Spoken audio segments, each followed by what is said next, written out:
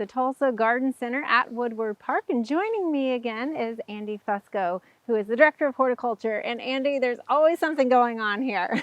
There definitely is. So we're on probably kind of a little bit of the lesser frequently visited part of the garden, Yes. the south side, and you're really building this up. Tell us a lot what's going on. The area we're in right now is our Tulsa Arboretum. It's been here since '64, and it's undergoing a major renovation right now. Our friends at Up With Trees have been out here doing a bunch of deadwooding and mulching and all kinds of sprucing up that the trees have needed for some time. No pun intended, sprucing up, right? Yeah, I try not to, but so it's too easy. You also have a rain garden that you're looking at renovating. Tell us a little bit about that. Yeah, so in the back corner of the Arboretum is an older rain garden that was put there to catch a lot of the runoff from the park.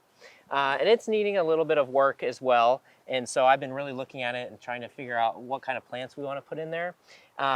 And then I got an idea after visiting with some of the folks at part of our Oklahoma Mycological Society, and they were telling me that you can actually inoculate garden areas with garden mushrooms. Oh. And I thought that would be a great place to showcase some of that. Yeah, and it really supports one of your societies too. Yeah, the Mycological Society is one of our fledgling societies. They're young but mighty, and they know way more about that kind of stuff than I do. So what are you going to find in a mushroom garden? That's not a typical garden we find around here. So normally when we see mushrooms in the garden, we kind of get worried, but you can actually put some beneficial mushrooms in, like our mycorrhizal stuff that is beneficial for our roots. Right. But then there's some others like King Stropharia, I hear, is a good one.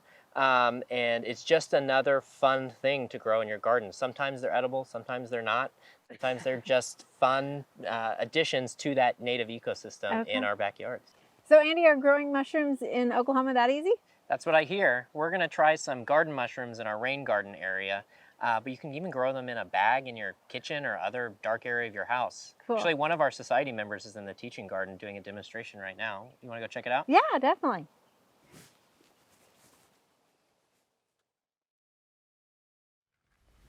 Hi, Jack. Hey. I heard you've got a demonstration set up for us. Tell me a little bit about what you're doing here. So what I've got today is gold oyster spawn, and what we'll be doing is making a grow bag. Okay. I've now, also I know you can buy these, but you're making your own. Yes. Cool. Yep. Yeah. This is a good method for at-home cultivators to grow their own mushrooms. I have some aspen wood shavings right here. Okay. And what we'll be doing is layering these wood shavings and the gold oyster spawn. This is myceliated millet. So all of this is just different products that you can buy in order to incorporate them together. Yep, I got all of this online. Okay. It's just the grow bag, the spawn, the substrate, and then I'll be wiping my hands down with some 70% isopropyl alcohol. Okay. Just to make sure everything stays sterile. Okay, excellent. Because you are going to be eating these, right? Later. Yes. So we want to make sure we're not growing anything else. Yep, exactly. So tell me a little bit about yourself and how you got into this. Well, when I was about 14 or 15, I was really interested in foraging mushrooms and edible plants out in the wild. And one day I just decided I would grow my own, try my hand at growing some. And I really enjoyed the process. And so I just kept on getting into it, and it kind of spiraled into an obsession. And now you volunteer here and kind of are helping with the new garden they're trying to establish. Yep. That's awesome. Yeah.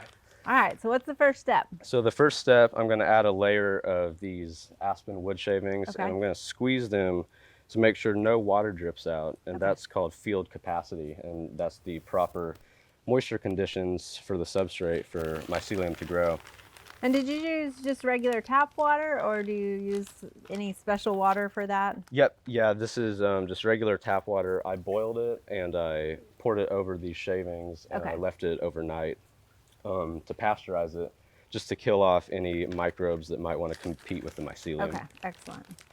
Okay, so now that I've got that first layer of substrate in there, I can add a layer of this gold oyster spawn.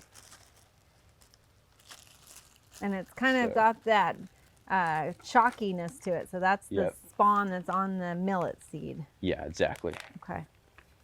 All right, so I just want to sprinkle a thin layer in there, and then I can go ahead and add another layer of substrate. All right, so we're just doing a layering effect here. Yep, just like making a lasagna. All right. So how much would one of these bags actually produce for you? I'd say, well, it depends on, like, for example, what substrate you're using. Okay. Depends on how much you actually pack in the bag. But probably with this aspen shavings, up to a pound, Oh, wow. I'd say. Okay. Yeah. And it can produce probably at least 3 flushes. So Oh, you harvest, it'll grow again, harvest, keeps on growing. Okay. Right. So if you really like mushrooms, this might be the way to go. It might be cheaper, huh? Yep. Yep. It's always best to do it yourself, I think. Okay. Add a And little you bit can more. kind of control and know what you're getting that way. Exactly, yeah. You can choose when to harvest, all kinds of stuff. Now I noticed this little, what is this little patch here on the side of this? So this is an air filter. Okay. We probably won't be using this. I'll just poke some holes for air exchange. Oh, okay. But yeah, a lot of the times if people have like a sealer, you can seal this up. Okay. And that will be the method of air Oh, exchange. excellent. Okay. Yep. Okay, so now that we've layered the substrate with the remainder of the spawn, I'm just going to add one final layer of substrate, Okay. and then we can close off the bag and add some drainage holes and some holes for air exchange. All right. So we got that last layer here. So you've got a lot of moisture in there, but you still Yep. need that air in order for it to actually start growing. Yep, yeah, exactly. So I guess the nice thing about building your own bag, you can kind of create your own size depending on how much you might eat. Uh-huh, yep. So I've got a zip tie right here, and I'm just gonna close off the bag with this zip tie. Okay. The mycelium's also gonna need to breathe inside of this bag, so I'll add a few holes in the sides for Okay. airflow. And once it's colonized the substrate, the mushrooms will actually fruit right out of these air holes. Oh, okay. Yep. So just those small holes will be enough. You Yep. don't have to make a bigger window for them or anything like No, that. yeah, they can fruit out of some pretty small holes. Okay. All right, so we're just gonna finish off these air holes, and this is our finished product. All right. So we will have mushrooms growing out of this pretty soon. How long will it Yep. take?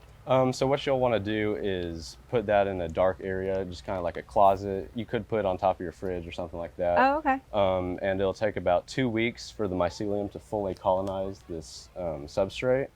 And then once it's fully colonized, you can add it anywhere with ambient light, just kind of spray it with water every once in a while, and you should have mushrooms growing out of those holes after a week or 2. All right. So then we can start harvesting those when they're kind of the appropriate size Yep. for the mushroom. Yep, Excellent. exactly. Well, this is so fascinating. Thank you for sharing this, Yeah, Jack. I thank appreciate you. your passion for this. Yep.